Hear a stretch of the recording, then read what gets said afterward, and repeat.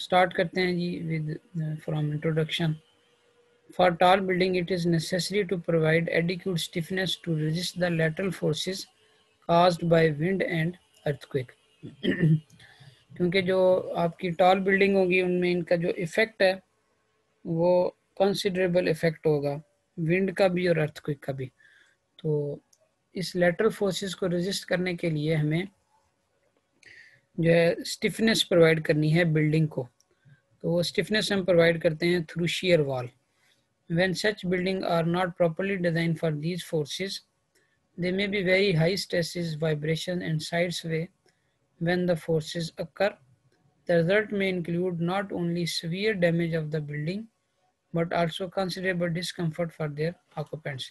अगर प्रॉपरली उसकी यानी बिल्डिंग की स्टिफनेस नहीं प्रोवाइड की तो उस केस में लेटरल फोर्सेस की वजह से उसमें हाई स्ट्रेसेस क्रिएट हो जाएंगी, वाइब्रेशंस आ जाएगी और साइड स्वे भी आ जाएगी, जिसकी वजह से एक तरफ तो डैमेज हो सकता है बिल्डिंग के डिफरेंट जो पार्ट्स हैं, स्पेशली जो नॉन स्ट्रक्चरल पार्ट्स होते हैं जैसे पार्टीशंस, वॉल है, डोर्स हैं, विंडोज़ हैं।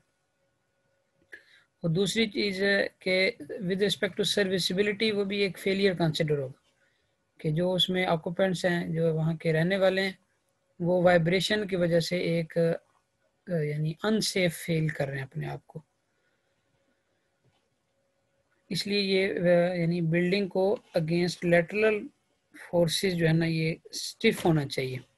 तो when reinforced concrete wall with their very large in plane stiffness are placed at certain convenient and strategic location. Often they can be economically used to provide the needed resistance to horizontal load. Such walls, called shear walls, are in deep vertical cantilever beam that provide lateral stability to structure by resisting the in-plane shear and bending movement caused by the lateral forces। तो फिर हम उसको यानी stiffness को यानी building को stiff करने के लिए हम यानी वॉल जो प्रोवाइड करते हैं आरसीसी की, उसको हम शेयर वॉल कहते हैं, जो कि एक vertical deep vertical cantilever beam की तरह बिहेव करता है। जैसे ये देखें कि ये लेटरल फोर्स आ रही है, शेयर फोर्स, तो इस शेयर फोर्स को ये इन प्लेन स्ट्रेस है। इन प्लेन स्ट्रेस का क्या मतलब होता है? जो कि मेंबर के अलोंग द लेंथ हो। जैसे ये शेयर वॉल है ना, ये इसकी लेंथ है LW, ये इसकी डेप्थ कह लें, इसके अलोंग ये स्ट्रेस जो क्रिएट होती है, ये मूवमेंट क्रिएट होता है, ये शेयर आती है। तो इसको रेजिस्ट करने के लिए हम ये शेयर वॉल डिज़ाइन करेंगे जो कि एक डीप वर्टिकल कैंटिलीवर बीम की तरह बिहेव करेगा। ठीक है, जैसे ये एंड फिक्स है, ऊपर ये फ्री एंड है, और ये बीम की डेप्थ है LW और ये बीम की विड्थ है H।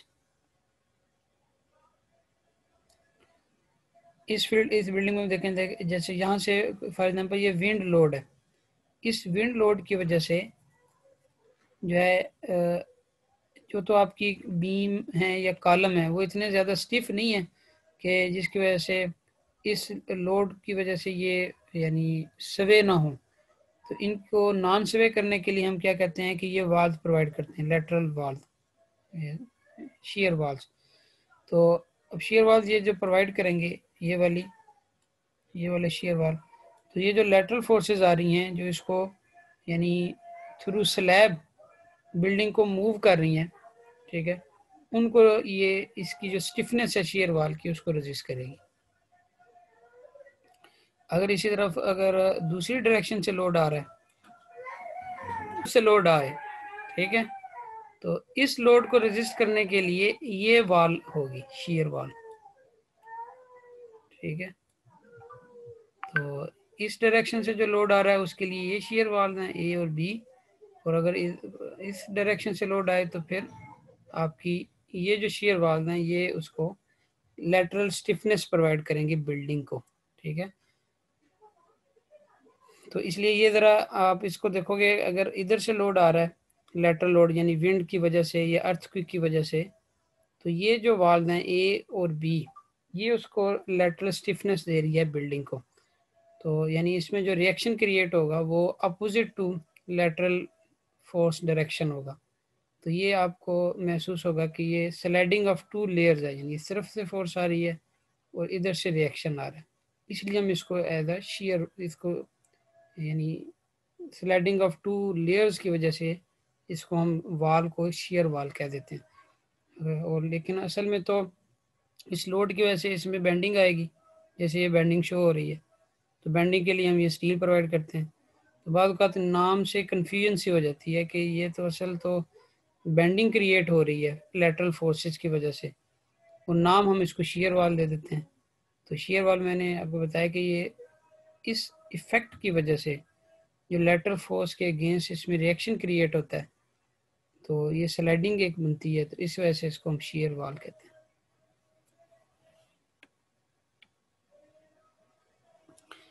The strength of shear wall is almost always controlled by their flexural resistance, ठीक है, but their name is something of misnomer, ये मैंने ये आपको एक्सप्लेन कर दिया कि फ्लेक्चरल रेजिस्टेंस क्रिएट होती है शेयर वाल में, लेकिन नाम इसको हम फ्लेक्चरल वाल की बजाय शेयर वाल क्यों देते हैं। It is true, however, that on some occasion they may require some shear reinforcement to prevent diagonal tension failure. Indeed, one of the basic requirements of shear wall design for high seismic forces is to ensure flexure rather than shear control design. The usual practice is to assume that the lateral forces act at the floor level. The stiffness of the floor slab horizontally are quite large as compared to the stiffness of wall and column. Thus, it is assumed that each floor is displaced in its horizontal plane as a rigid body. अब आप देखें कि जो lateral force का effect होता है building पे, वो फ्लोर लेवल्स के ऊपर होता है। जैसे यहाँ पे स्लैब आएगी, अब ये लेटरल फोर्स की वजह से स्लैब की स्टिफनेस तो बहुत ज़्यादा है, क्योंकि यहाँ से लेके यहाँ तक स्लैब की पूरी थिकनेस वो इस लेटरल फोर्स के अगेंस्ट रेजिस्ट करेगी, ठीक है जी। लेकिन कॉलम की स्टिफनेस तो कम होती है। जैसे अगर ये पूरी स्लैब है, फ्लोर पे फर्स्ट फ्लोर है, सेकंड फ्लोर है, तो उसकी स्टिफनेस अगेंस्ट लेटरल फोर्सेस बहुत ज़्यादा है, लेकिन कॉलम की स्टिफनेस कम है, क्योंकि इसकी तो थिकनेस थोड़ी सी होती है, 12 इंच है, 14 इंच है, 16 इंच है। तो उस केस में अब ये पूरा आपका जो फ्लोर है वो गोया के जो है एज ए रिजिड बॉडी वो displace to and fro motion के साथ कह लें, या वाइब्रेट होता है। इस वाइब्रेशन को रोकने के लिए फिर हम ये शेयर वाल प्रोवाइड करते हैं, जिसकी अच्छी खासी एडिक्यूट थिकनेस होती है, यानी मे बी ये 10 फीट थिकनेस हो, या फिर पूरी बे लेंथ के अंदर हमने वाल प्रोवाइड कर देते हैं, ठीक है। जैसे या ये पार्शल लेंथ में हमने ये वाल की लेंथ प्रोवाइड की, तो ये फिर उस लेटरल जो स्ट्रेसेस हैं जो फ्लो लेवल पे क्रिएट हो रही हैं, जो स्लैब को डिस्प्लेस कर रही हैं जी, उसको ये रेजिस्ट करेगी।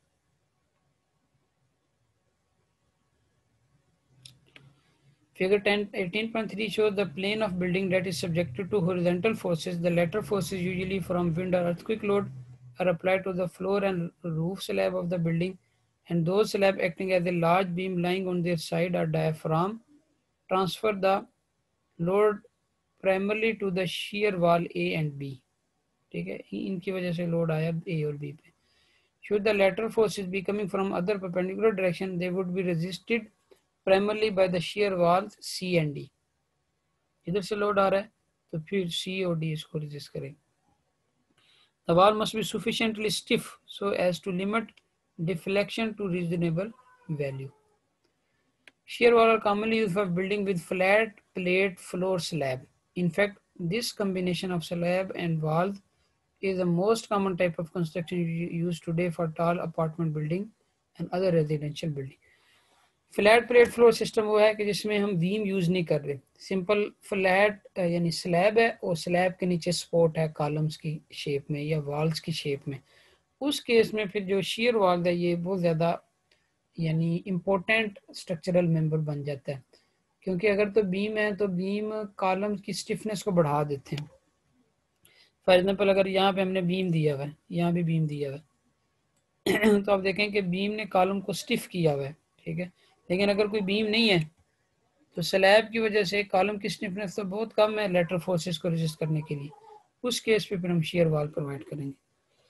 अब shear wall span the entire vertical distance between floors, ठीक है, यानी through out the height of the building तक ये shear wall हम प्रोवाइड करेंगे। If the walls are carefully and symmetrically placed in plane, they will efficiently resist both vertical and lateral load and do so without interfering substantially with the architectural requirements. अगर symmetrically उनको place किया हुआ है share walls को और carefully यानी उनकी जो लोकेशन है वो सिलेक्ट की हुई है, तो वो फिर वर्टिकल हॉरिजॉन्टल जो लेटरल फोर्सेस उनको रेजिस्ट भी करेगा और उससे आर्किटेक्चरल पॉइंट ऑफ व्यू से भी बिल्डिंग में कोई यानी ऐसी चीज़ कमी नहीं आएगी। Reinforced concrete building of up to 70 story have been considered with shear wall as their primary source of lateral stiffness in the horizontal direction. Full shear wall may be used, that is, they will run for the full panel or bay length. When forces are smaller, they need only run for partial bay length. तो अगर तो lateral forces ज़्यादा है, ये high seismic zone area है या जहाँ पे विंड का काफ़ी इफेक्ट पड़ता है, तो फिर तो मे भी हम पूरी बे लेंथ में वॉल प्रोवाइड करें, ठीक है, जैसे यहाँ से स्टार्ट की पूरी इस लेंथ में दे दी या फिर यहाँ पे पूरी लेंथ में वॉल प्रोवाइड की। और अगर लेटरल फोर्सेस कम है तो फिर पूरी बे लेंथ में देने के बजाय पार्शियल शेयर वॉल भी दे सकते हैं, कुछ पार्ट में कहीं ना कहीं यानी कहीं कहीं पे शेयर वॉल प्रोवाइड कर दी, पूरी लेंथ में प्रोवाइड नहीं की। Shear wall may be used to resist lateral forces only, and they may be used in addition as bearing walls. Furthermore, they may be used to enclose elevators, stairwells, and perhaps restroom as shown in figure. These box-type structures are very satisfactory for resisting horizontal forces. तो shear wall जो है वो pure lateral forces के लिए भी हम design करते हैं और some time in addition to lateral forces ये ग्रेविटी लोड भी लेती है, ठीक है, और इसकी शेप बॉक्स टाइप भी हो सकती है। जैसे ये कोई लिफ्ट है तो लिफ्ट की जो दीवारें हैं ये अगर हम आरसीसी की बना दें throughout the height of the lift तो ये भी as a shear wall consider होंगी, ठीक है, ये लिफ्ट की जो दीवारें हैं ये as a shear wall act करेंगी। Another possible arrangement of shear wall is shown in figure, ये फिगर में शो हुआ है। Although shear wall may also be needed in long direction of this building, they will not include in this figure. तो may be हमें इस direction में भी shear wall required हो, ठीक है, तो यहाँ पे भी हम प्रोवाइड कर दिए। वो उस केस में है कि अगर यानी इस डायरेक्शन से भी लेटरल फोर्सेस आ रही हैं।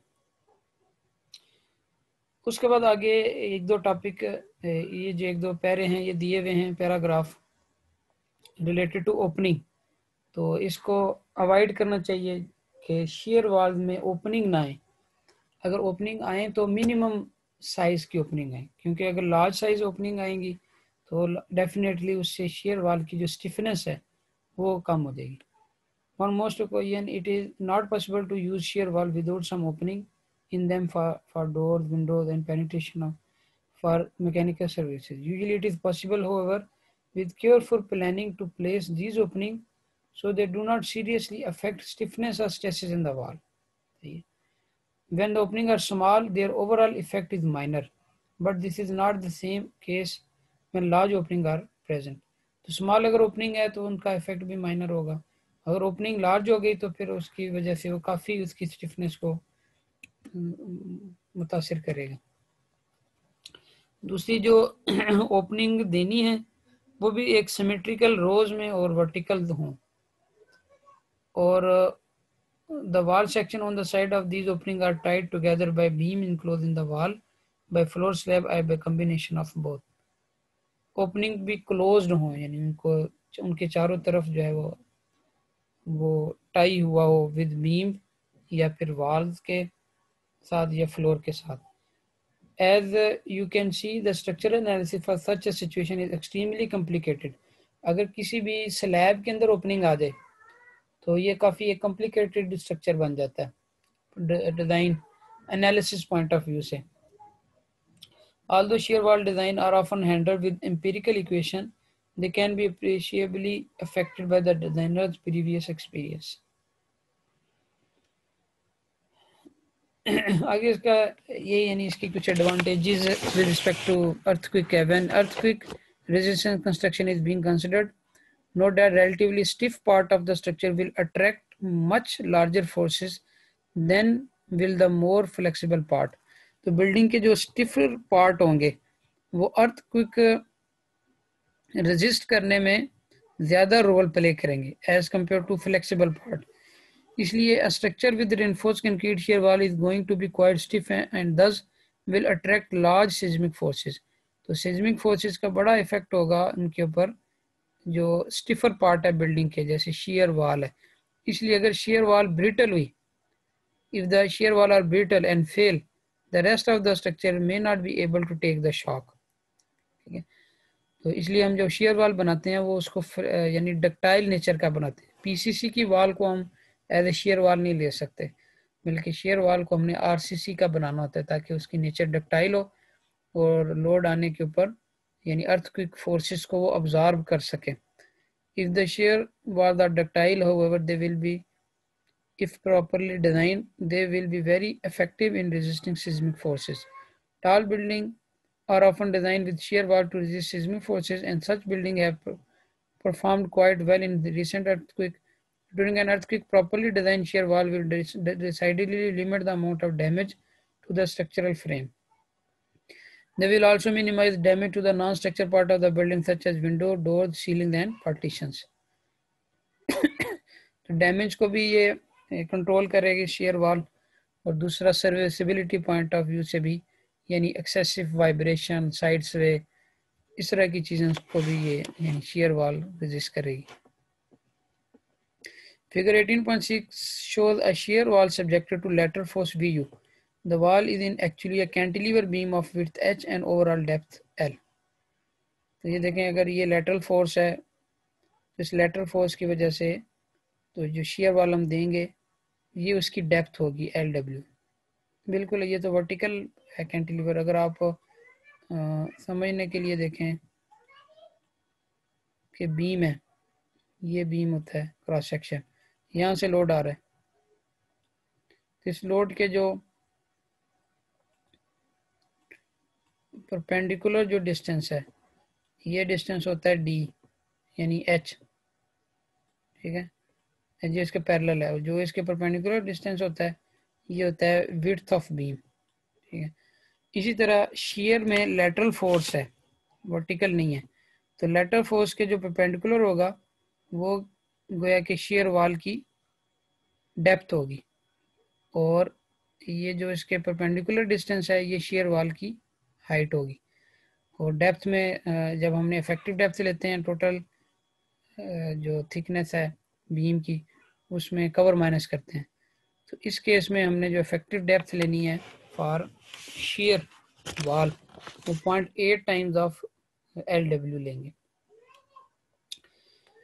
तो in part A of the figure, the wall is being bent from left to right by VU, with the result that tensile bars are needed on the left or tension side. If VU is applied from the right side, as shown in part B of the figure, tensile bar will be needed on the right hand end of the wall. अगर इधर से force आ रही है तो इधर tension create होगी, इधर compression होगी, तो इधर हमने स्टील प्रोवाइड करनी है लेफ्ट साइड पे. अगर फोर्स अपोजिट डायरेक्शन में आ रही है तो फिर इधर यानी टेंशन साइड पे हमने स्टील प्रोवाइड करनी है. तो शेयर वॉल के केस में तो यानी दोनों पॉसिबिलिटीज़ हैं कि फोर्सेस जो है लेटरल फोर्सेस यानी विंड वो लेफ्ट से आए या राइट से आए, इसलिए दोनों डायरेक्शन में स्टीयर यानी शेयर एनफोर्समेंट प्रोवाइड करेंगे. Thus, it can be seen that a shear wall needs tensile reinforcement at both sides because Vu can come from either direction. For horizontal shear calculation, the depth of beam from the compression end of the wall to the center of gravity of the tension bar is estimated to about 0.8 times the wall length. ठीक है, ये मैंने आपको बता दिया कि compression से लेके टेंशन के सेंटर तक आना होता है इफेक्टिव डेप्थ के लिए. तो वो हम अब ये तो इधर भी अगर इधर से फोर्स आ रही है तो इधर टेंशन है, अगर इधर से फोर्स आ रही है इधर टेंशन है, तो उस केस में फिर हम इफेक्टिव डेप्थ क्या लेते हैं यानी रफ वैल्यू है किसकी, एवरेज वैल्यू ले लेते हैं 0.8 टाइम्स ऑफ थिकनेस ऑफ या लेंथ ऑफ वॉल।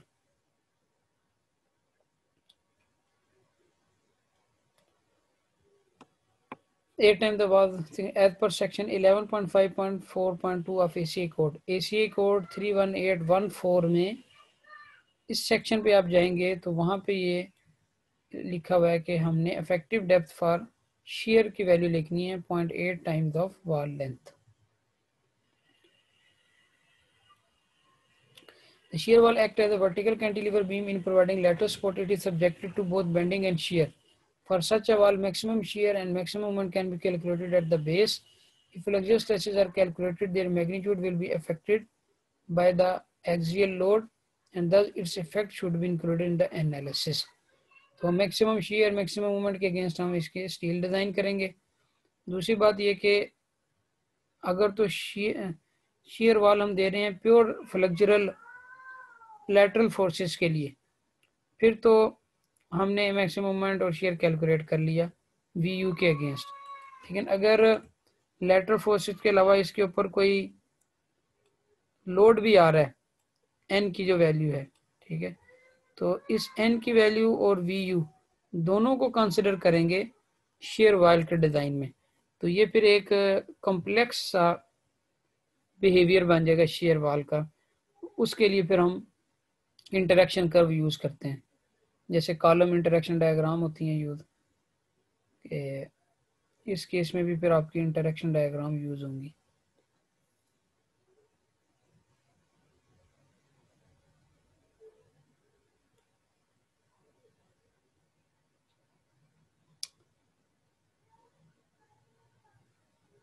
ये देखें, interaction diagram using the assumption can be develop for this purpose.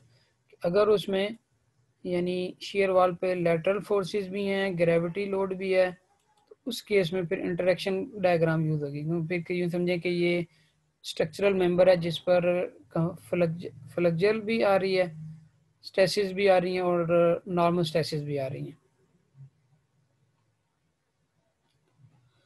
Shear is more important involved with small height to length ratio. Movement will be more important for higher wall, particularly those with uniformly distributed reinforcement. तो shear का effect dominant होगा अगर height कम होगी, shear की length ज़्यादा होगी। अगर height to length ratio ज़्यादा है तो फिर मूवमेंट का इफेक्ट डोमिनेंट हो जाएगा। It is necessary to provide both horizontal and vertical shear reinforcement for shear wall. The commentary says that low wall, the horizontal shear reinforcement is less effective than vertical shear reinforcement। ठीक है, यानी shear reinforcement में हमने shear wall में दोनों direction में steel देनी है। एक तो ये आपकी ये रेक्टेंगल जो शो हो रही है ये भी स्टील है, और जो आपकी यानी हॉरिजॉन्टल जो होगी, और ये वर्टिकल भी स्टील आपने प्रोवाइड करनी है। तो अगर वॉल की हाइट कम है तो वर्टिकल स्टील मोर इम्पोर्टेंट है देन हॉरिजॉन्टल स्टील।